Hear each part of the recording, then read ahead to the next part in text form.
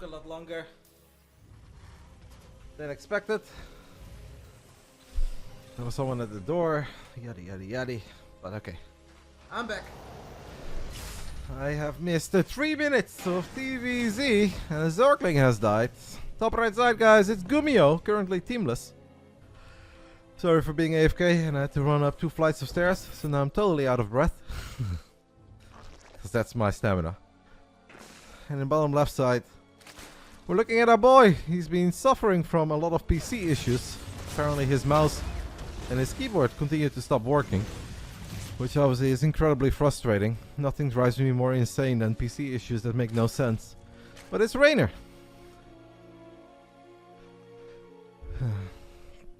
And I hope that my boy can just play a series, focus on the games, he's not suffering from anything, and hopefully he's in really good shape. Because towards the end of the year, guys, there isn't a crazy amount of offline Starcraft to look forward to, but obviously there is the RSL finals in mid-December. And I don't know about you guys, but my December would be a whole lot more exciting if Reynor and Trigger make it to the offline finals. Both of them have qualified for the RSL. RSL starting real soon. So that's obviously something that I'm looking forward to as a StarCraft 2 fan. So I hope my boy's good. It's true, air ketchup. I'm like 5 years away from living in a place that is just flat. No stairs. No basement. No second floor. No attic. Nothing. I just want to live in an elderly flat. Only one of them could qualify for the final day of the offline finals. Why is that?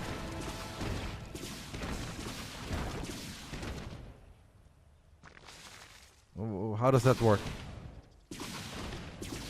Oh, because only the winner of Season 3 gets invited? Or is that what it is?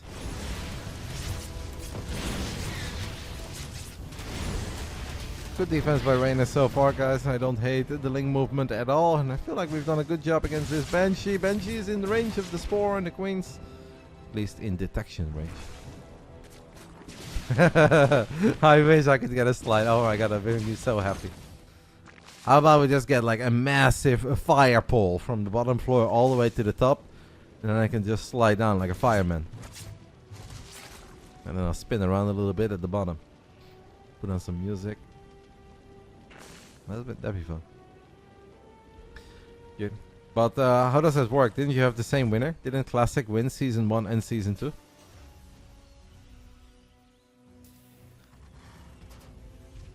Or did you give the slot to the runner-up of Season 2?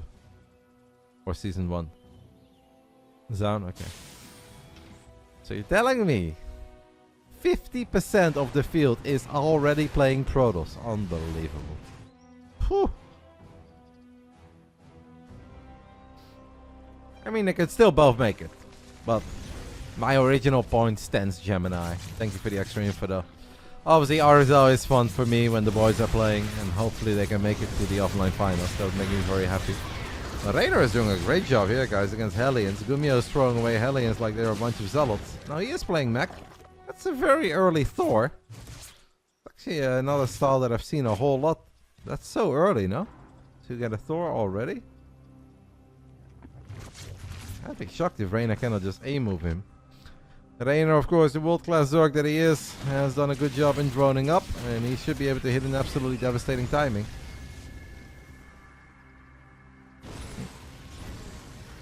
We did lose 5 drones now, but it's 8 drones overall for 12 Hellions and a Reaper. We'll take it. It is a little bit annoying that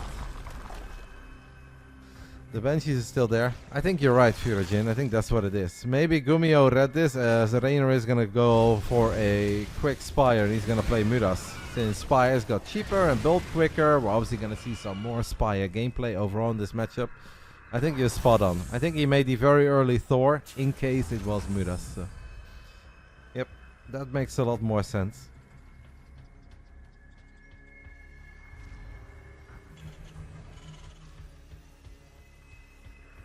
I'd be okay with it, Allison, if one of them is max. That would make me happy.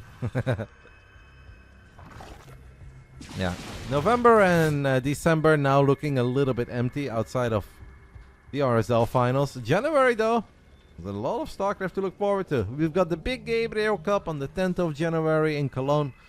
We're going to do our absolute best to promote that, hype that, get people over, increase the prize pool a little bit. And that's going to be a lot of fun. Of course, at the end of January, there is Home Story Cup 29. And there should be another event happening in January, if the stars align and everybody cooperates. But more info on that one soon. At least there is a lot of F1 in December. There's going to be a lot of football, so we'll survive. Even if the offline calendar is a little more empty, we'll survive. And maybe by then we actually have EWC news. And maybe they knows Katowice. Oh my god. What if 2026 is just amazing, guys? What if we just go back in time and we have big events every single month? Woo! Or 2, or 3. Alright, the Swarmos are here. We've got a whole bunch of them. First wave of Locusts is gonna crash into Hellbats. Thanks, Big Daddy the Thor. What are we gonna get? We're gonna get, so far, very little. Oh, that's not good. We got like a tank. And that was not too hot. The good news is that they come in waves. Corrosive Balls will connect with a Banshee, but somehow do not kill that Banshee. I still don't hate it for Reynor. Reynor is mega rich. But we would like to keep this mech army small. Just like I'm traumatized by late game GuMiho. I'm sure Reynor is a little bit traumatized as well. And we're gonna get a Banshee, that's massive. The Queens are battling. Kill some Vikings, kill some Banshees. We go a long way. Did we lose our detection? We hope for Stara Zagora. Absolutely. Stara Zagora has brought a lot of joy into my life the last 2 years. Both editions were super fun. The last one was off to a bit of a rough start for me, but once we got over the opening day, it was so much fun. Also this year, we really gotta try as a community together to all go to the Aqua Park in Nesselonde, I believe it's called. It's like a couple hours drive, but it's such a cool aqua park. It's like one of the coolest I've ever seen. It's so fun to bring the community over. We have some drinks, we go off the crazy water slides. Couple of corrosive balls, Viking dies, Banshee dies. Reynor trying to bust open this 4th base location. I mean, it still looks very good, guys, but I'm starting to get a tiny bit worried. I don't like it when GuMiho keeps on hanging in there. Because if Gumi gets a little closer to being a maxed out Terran, I'm afraid we're gonna take some absolutely horrific fights. I think it is Nesselonde. I forgot the exact name of it. Vicky would know.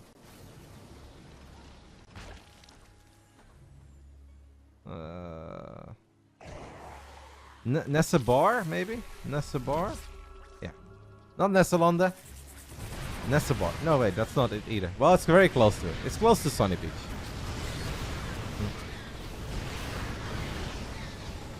GuMi is gonna get drilling claws as well. At least the planetary has died. That is great news. Do we get the final tanks, Reynor? And we get one tank where... Is this still the original Big Daddy Thor, by the way, at the beginning of this game? I feel like it is, right? We made one Thor. And it's been battling for minutes. Got 7 kills. So we get the center base, which is great. But a chat has, rightfully so, pointed out that GuMiho has landed another command center that is now going to try to become the new 4th base. Still think Reynor is looking good, has played a very good game. This wave should have some potential, right? Bare minimum, we get a tank and a couple of missile turrets, but maybe we get a command center and a bunch of SCVs. We are battling on the left side as well. Can we finally take out the Thor? No, GuMiho is treating that Thor like it's his precious, but it has gone down. And honestly, that's bad for the morale of the rest of the troops. That one guy was the guy that they believed in. GuMiho is now dropping Thors and microing them like it's Immortals in a War Prism. But it is not going to matter. I think Reynor's start was just a little too good. Did a, I'd say 9.5 out of 10 job in dealing with all those Hellions. And he killed more Hellions than he lost drones. And that's just a really good sign. Well done. We hope Stara Zagora, please don't get sick next time. Outdoor venue in the summer. It is possible. But I was only like bad for one day. And I was still casting every single day. I don't think a lot of people wouldn't even remember that, mate. Surprised that you remember, but most people would not remember. Fun fact, I have never set out on a day because I was sick. Even though, looking back at it, there were probably 1 or 2 days that I should have set out. But too much pride. Didn't want to be a quitter. My mommy didn't raise a quitter. Reynor takes the 1-0 lead. 1 map away from the second round of this bracket here in the Kung Fu Cup. After this, we have one more series, guys. And that series is between Solar and Hero. I have a hard exit at 4:15 today. 15 minutes past 4, I probably have to go. So there is a small chance that I have to leave the last game or have to skip the last game. But I believe that StatFest is also covering these games, so I can obviously send you guys over to StatFest. Is this the tournament with the amazing dance show at the end? Yes, Stara Zagora had a performance of the kids doing a traditional Bulgarian dance. I know that was not for everyone, but you guys also have to understand that sometimes getting money to run events also comes with obligations. And if one of those obligations is let the kids perform an act, you're gonna have to take it. If I have to choose between no event or a Starcraft event, including a dance performance, I'll take the Starcraft event and the dance performance. I am with you that it's not exactly what I'm looking for either when I'm watching a Starcraft tournament, but hey, if that comes with the price, so be it. Round 2, fight! Of course, Wing It. Wing It, you gotta make it to Bulgaria, mate. You'd love it. Bulgaria is cool. Top left side of Winter Madness. How about you and Jumi rent a Mustang in Germany and drive to Bulgaria? And you vlog, put it on YouTube, millions of views. I was so in. I would watch, mate, every single second. Top left side of Winter Madness. We are looking at the main base of our Korean Terran GuMiho. Bottom right side, it's the Italian stallion, of course, representing Basilisk. It is Reynor. Happy to see that he's playing, and the PC is not hurting him as of now. You got 200k views on a short I uploaded recently? Really? I didn't know about this. Tell me more. I'd love to hear.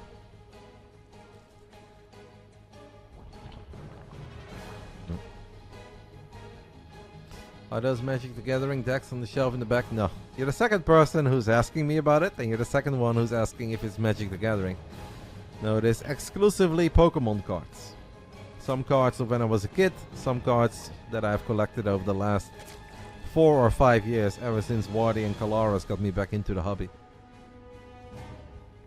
Exclusively Pokemon. Most of them were pulled myself. A couple of them were singles that I bought because I thought they were nice. And I had too much money. And then a month later you're like, should I have done that? You know, that's the problem the following month, not in the moment.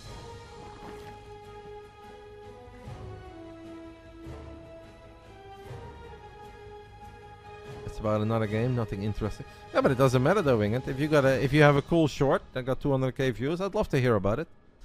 Feel free to share your story, mate. Was it Deadlock? Will you take a peek at the SC2 miniatures game, or is that not your thing? It is not really my thing, but maybe I'll look at it. If it's fun to play, or if I can do something nice for someone, I'll do it. If you're asking me, would I do it myself if I never talk about it and never share it with the public, the answer would always be no. But if I can do something nice for someone, or if my friends are into it, or if Vicky wants to do it, then sure, then yes. I blame my older brother for not being too excited over board games. Every single childhood memory includes my brother beating the shit out of me when I beat him in a board game. So forgive me if I'm not too excited. This trauma goes deep and it's very real. No, I'm kidding. I love my brother, guys. He's a great guy. He's just not very good in taking an L. He's not good in taking an L, but I do love him.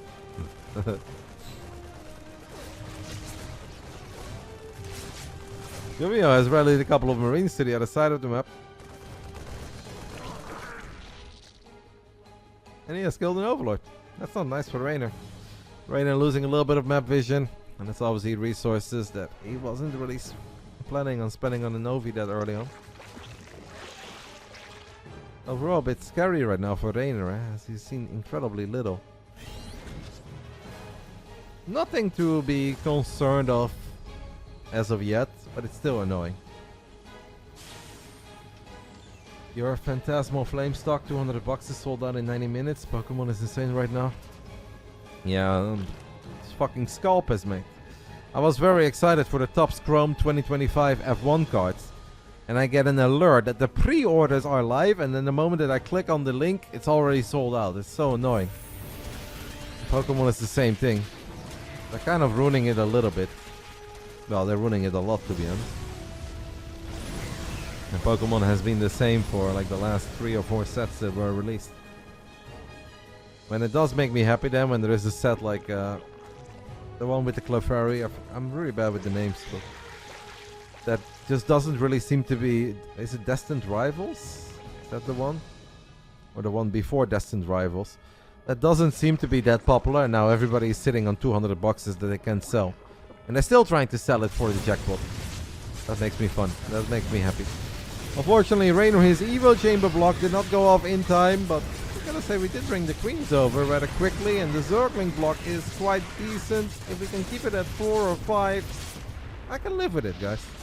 This could have been worse. We've got 2 more aliens coming in, but I think GuMiho forgot about these aliens.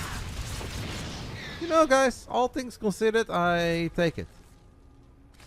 Yeah, I'm aware of that too, Furajin. Same goes for like even places like eBay, right? Or in the Netherlands we use Marktplaats. It's the same thing. It's obviously it's just very annoying. Makes everything so much more expensive without it actually deserving to be that much more expensive. I know it's similar to concerts or sporting events. We're in a bit of an annoying era in that regard, but hopefully eventually they come up with a system that fixes that.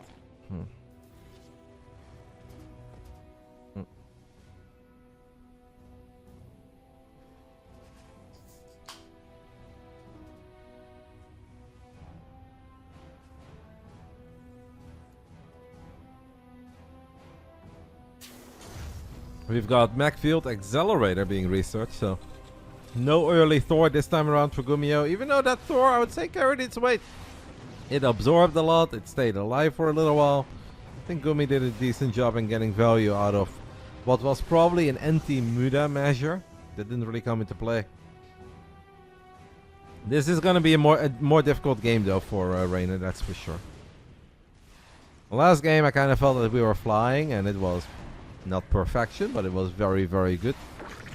This game is just more annoying, and you know it's going to be a battle.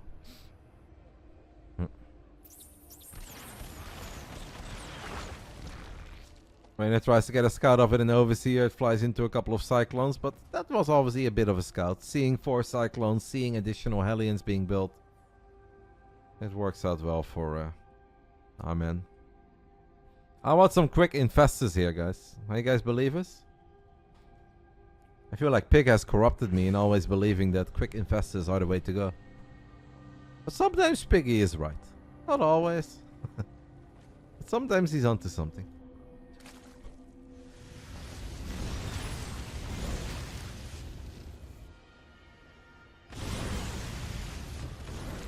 There we go. There we go. Reynor is gonna add in a couple of infestors. And maybe we can land some sweet fungals. That can then allow us to get a 360 no-scope Mountain Dew surround. And go to Pound Town. Make the Carolina Panther Sprite. Hashtag keep pounding. Why do we not have an APM counter? Because they're useless and inaccurate. That's why. I rather not show something than show something that is mega inaccurate and is completely useless. Sometimes, my friend, less is more. They're fun. If they would work, they're very fun, yes. If they're even 80% or 90% accurate, that'd be very fun. But we do not play the game of fake news over here. So no APM counter.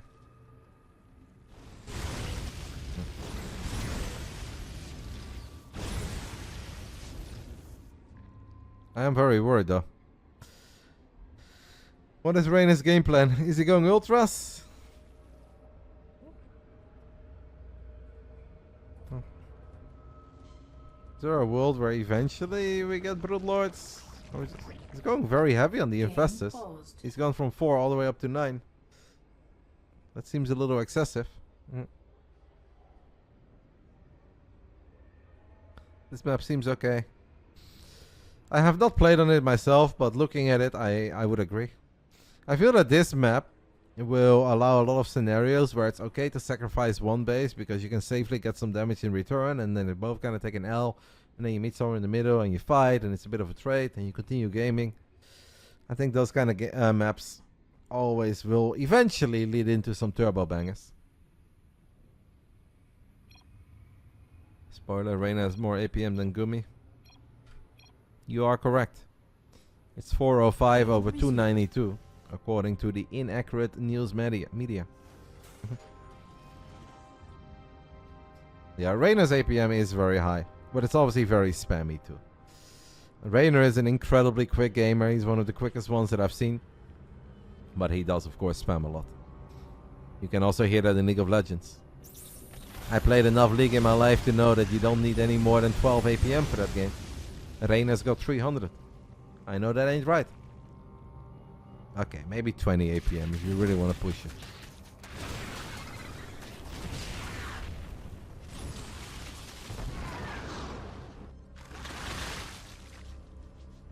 Adreno Gland's on the way, Neuroparasite on the way, as we are waiting for... Oh, that's maybe a decent little fungal, but we lose a bunch of Infestors immediately.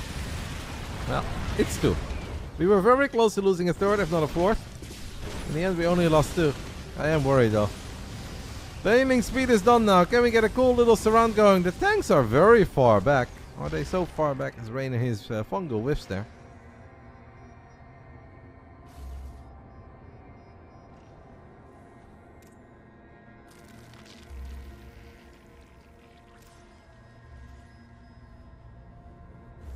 I don't know if this mod even has that. But I believe there is a severe issue with the EPM as well. Life was better before rapid fire and low repeat rates.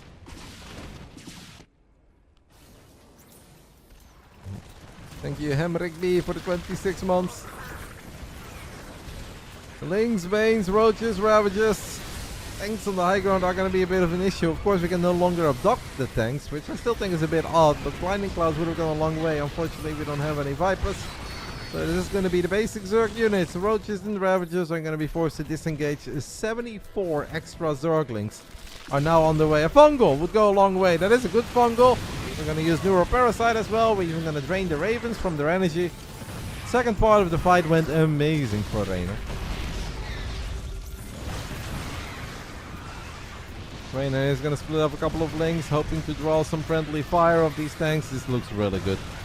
Reynor pulls off an incredibly successful safe hold in the end. Look at that. That tank line was very deep, but Reynor gets like 7 tanks. And honestly, with minimal losses. Would have loved to see those links just attack the Cyclones there. He would have actually been able to get that as well. But Reynor is not done yet. We are fungling. We are neuroparasiting. And after 12 minutes, it's just Reynor showing us there are levels to this game. Maybe the APM was the determining factor after all. 428 over 306. Higher APM wins the series 2-0 convincingly. Alright guys, the numbers don't lie. That was a strong showing by Reynor. Piggy was right.